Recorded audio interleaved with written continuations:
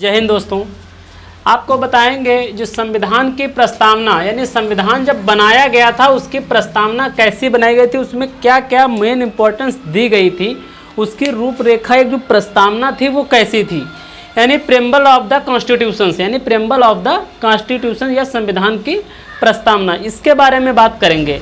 तो इसमें जो सबसे पहली बात दी गई वो संप्रभुता। संप्रभुता का अर्थ क्या होता है? संप्रभुता का मतलब है कि सभी को एक समान स्तर होना। संप्रभुता का मतलब है सभी को एक समान स्तर मिलना चाहिए, सभी को एक समान अधिकार मिलना चाहिए। कोई जाति, रूप, रंग, भेद जो भी जिस मतलब किसी भी प्रकार से उसके साथ में कोई भी हस्तक्षेप नहीं होना चाहिए, कोई भी उसके साथ में दुर्व्यवहार नहीं होना चाहिए, सबको बराबर का हकदार होना चाहिए। और बताया गया इसमें कि संप्रभुता कि ये भारत देश किसी भी देश पर निर्भर नहीं रहेगा, किसी भी देश पर निर्भर नहीं रहेगा। इसके जो भी फैसले हैं, भारत देश के जो भी फैसले हैं, चाहे वो आंतरिक फैसले हों चाहे वो बाहरी फैसले हों, कोई भी मामला है उसका चाहे आंतरिक हो चाहे बाहरी हो, वो सब स्वयं लेने पर निर्भर रह सकता है। ये चीज़ इसमें बताई गई संप्रभुता में। फिर है समाजवादी, ये एक समाजवादी रूपरेखा के भी तैयार करें। समाजवादी का मतलब है किसी भी जाति हो, कोई भी धर्म हो, कोई भी समुदाय हो, किसी भी क्षेत्र से अगर व्यक्ति आता है तो उसको एक समाजवादी की दृष्टि से यानी समान दृष्टि से देखा जाएगा। समाजवादी दृष्टि और मार्क्सवादी दृष्टि भी होती थी, इसमें से मार्क्सवादी है ना, मार्क्सवादी थी। तो इसकी और समाजवादी लगभग बराबर थे। मार्क्सवादी और गांधीवाद, मार्क्सवाद और गांधीवाद, गांधीवाद का क्या था, समाजवाद की तरफ थोड़ा ज़्यादा जुड़ाव था, इनका थोड़ा झुकाव जो था वो समाजवाद की तरफ ज़्यादा था, बल्कि इतना मार्क्सवादी लोग इतना नहीं हुआ करता था। समाजवादी ने सबको समान अधिकार मिले, सबको मतलब कोई भी वंचित ना रह पाए किसी भी चीज़ से, उसको पूरा कानूनन अधिकार है इस संविधान के अंदर, उसको पूरा कानूनन अधिकार है। ये समाजवादी बनाई गई, इसकी रूपरेखा जो बनाएंगे वो शॉर्टकट में बता दे रहे। फिर धर्मनिरपेक्ष, 42वें संशोधन में सन 1976 में इसको संशोधित किया गया था, उसके साथ में इसको जोड़ा गया था। जब धर्मनिरपेक्ष मतलब किसी भी धर्म का व्यक्ति हो, चाहे वो हिंदू हो, चाहे मुस्लिम हो, चाहे सिख हो, चाहे ईसाई हो, चाहे बौद्ध हो, कोई भी धर्म का व्यक्ति है वो पूरी तरीके से स्वतंत्र है, उसके ऊपर कोई आप बाइंडिंग नहीं लगा सकते। उसको पूजा पाठ करने से या कुछ चीज़ करने से उसके आप किसी भी प्रकार का बॉन्डिंग नहीं लगा सकते। उसको जो उचित लगेगा वो करेगा, बस संवैधानिक तौर से यानी कानूनी दायरे में रहकर। ये थोड़ी ना है कि तुमको कुछ मिल गया है तो तुम अब कि एक गुंडागर्दी करने का लाइसेंस ही बन गया, ऐसा थोड़ी होता है। गुंडागर्दी नहीं कर सकते, लेकिन जो है जैसा आपके संविधान में दिया है उसके कानून के तहत कानून में रह करके आप सारे कार्य कर सकते हैं। और इसके लिए आप कोई बाधित भी नहीं करता है कि आप किस धर्म को मान रहे हैं, किस देवी या किसी देवता को या किसी को भी अन्य को आप मान रहे हैं, तो इस पर कोई बाधित नहीं कर सकता है कि नहीं इनको मानो, ऐसा नहीं है। लोकतांत्रिक मतलब एक लोगों का ही एक, पहले देखो प्रजातंत्र था, लोकतंत्र के पहले क्या था, प्रजातंत्र था। तो प्रजातंत्र में क्या था, प्रजातंत्र में एक ही राजा हुआ करता था, उसकी जो संतान होती थी या राजा रानी भी रहती थी उसके संतानें होती थी, उसी के घर में लगातार पीढ़ी दर पीढ़ी वो हुआ करता था। उस पर चाहे जितना वो अत्याचार करे चाहे कुछ करे, करते ही थे। चाहे जितना अत्याचार करे हम लोगों के ऊपर, हम लोग क्या कर लेते थे बेचारे, जो हमारे बुजुर्ग पुरखे लोग थे उनके ऊपर अत्याचार जो होते थे राजाओं के द्वारा, वो क्या कर सकते थे, क्योंकि उन्हीं के घर में पूरा रहना है। अच्छा, जब से लोकतंत्र बना दिया गया, ये पता है कि 5 साल तक अगर आप सही से काम नहीं करेंगे तो 5 साल के बाद में आपको उठा के फेंक देंगे। मोदी उड़ रहे हैं, हेलीकॉप्टर या एरोप्लेन से जा रहे हैं, हवाई जहाज़ से जा रहे हैं, एक जो वोट डालने वाला नहीं, हवाई जहाज़ से चलने वाले को एक हवाई चप्पल पहनने वाला उठा के पटक सकता है, चल उधर नीचे। 5 साल बाद उसको हटाया जा सकता है। तो ये लोकतंत्र की ताकत बनाई गई, ये लोकतंत्र यानी डेमोक्रेसी जो बनाई गई है इसी के लिए बनाई गई कि लोगों के ऊपर ज़्यादा अत्याचार ना हो पाए। क्योंकि अगर उसको 5 साल के लिए अगर वो अच्छा विचार, अच्छा व्यवहार नहीं लोगों के साथ में करेगा, तो आगे चुनाव में आगे जो चुनने वाला उसका समय होगा तो क्या लोग उसको चुनेंगे? नहीं चुनेंगे।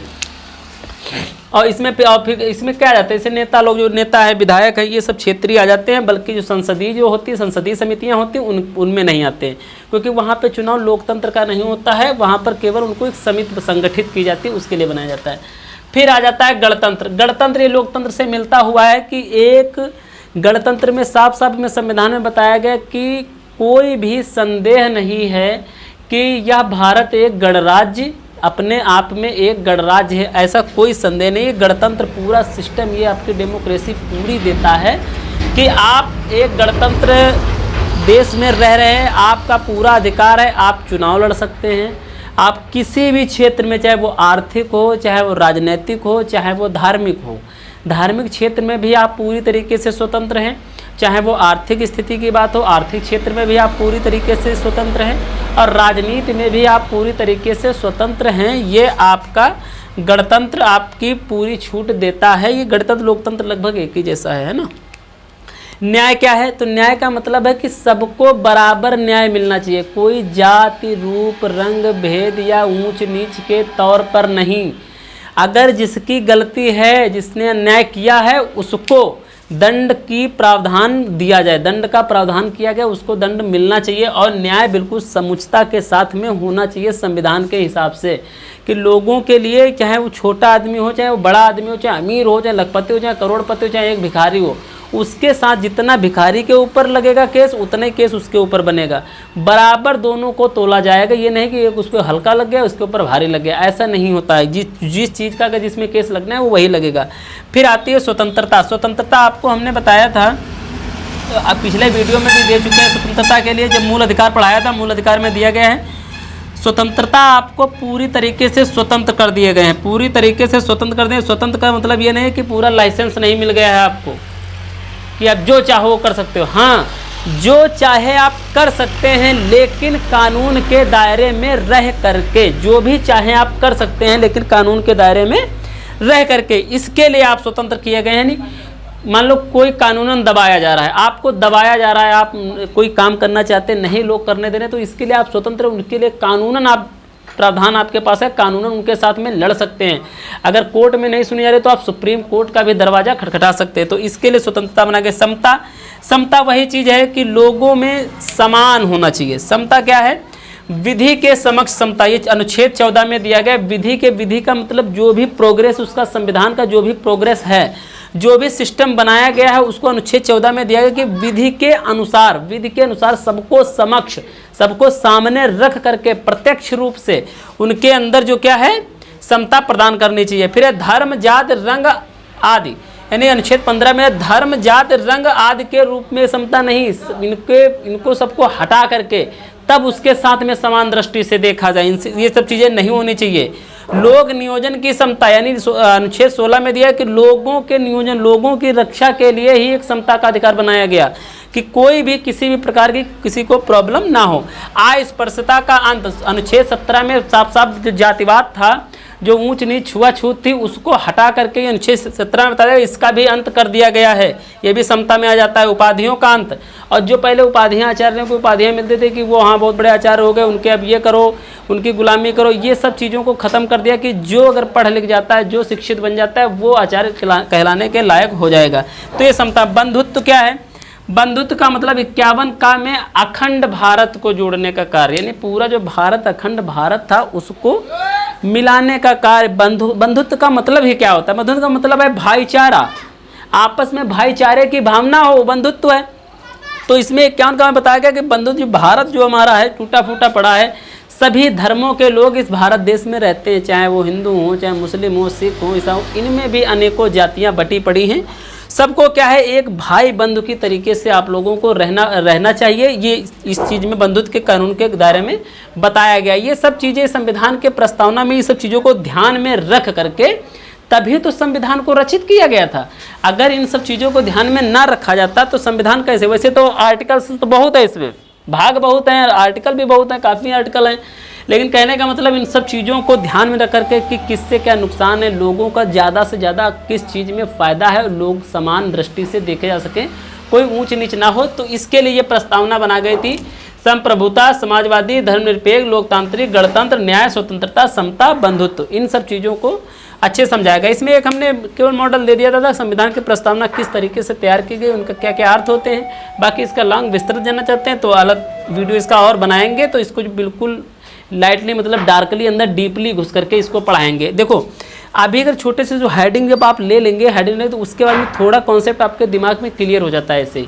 क्योंकि हेडिंग को समझने से जो आप अपनी लैंग्वेज तैयार करते हैं, जो अपनी डिफिनेशंस तैयार करते हैं, वो सबसे बेस्ट डिफिनेशन होती है। समझ रहे हो ना? अगर किसी हेडिंग को पकड़ करके आप कोई डिफिनेशंस तैयार कर रहे हैं, कोई उसको अपनी लैंग्वेज में दे रहे हैं, तो वो डिफिनेशन सबसे ज़्यादा मायने रखती है, अच्छे मार्क्स भी दिलवाती है। और ज़रा सोचिए कि जो हम लिखा हो उसमें बुक में वही सेम छाप दिया जाए, तो क्या उतने मार्क आप पाओगे? वो जाहिर सी बात है, एग्जामिनर बैठा होगा, देखेगा अरे इस बच्चे ने तो बिल्कुल सेम टू सेम किया है, कैसे हो सकता है ऐसा? तो वो क्या करता है, नंबर काट देता है। उसको ऐसा लगता है कि बच्चे ने चीटिंग की है। लेकिन जब आप हेडिंग वही होगी, उसमें अपने विचार प्रस्तुत कर रहे होगे। विचार कब प्रस्तुत कर पाओगे? जब आप उस चीज़ के बारे में जानकारी ले चुके होंगे, तभी तो उसके पूर्ण रूप से उसमें विचार प्रकट कर पाएंगे कि हमने क्या पढ़ा है और क्या उसको हम समझा रहे हैं। तो सबसे ज़रूरी होता है कि हेडिंग को कायदे से समझ लेना, उसके बाद में अपने स्वरूप के आधार पर उसको उस पर आधारित करना। नोटबुक पे अपने लिखा करो, यानी जो इसमें देखो फिर सारी हेडिंगों को अपने लैंग्वेज में लिखोगे। यानी हम ही अपनी बात नहीं कर रहे हैं, कोई भी टीचर से पढ़ रहे हो, कहीं भी पढ़ रहे हो, कॉलेज में जा रहे हो, ऑफलाइन कहीं भी पढ़ रहे हो, कि बुक लेकर बैठो, नोटबुक लेकर बैठो, हेडिंग सारी देख लो, हेडिंग को अपने रूप में ढालने की कोशिश करो, क्योंकि अपने रूप में ढालोगे वे हमेशा के लिए आपको याद रहेंगी। तो ये सब चीज़ें बता दी गई इसमें, ठीक है। अब मिलते हैं नेक्स्ट वीडियो में। जय हिंद दोस्तों।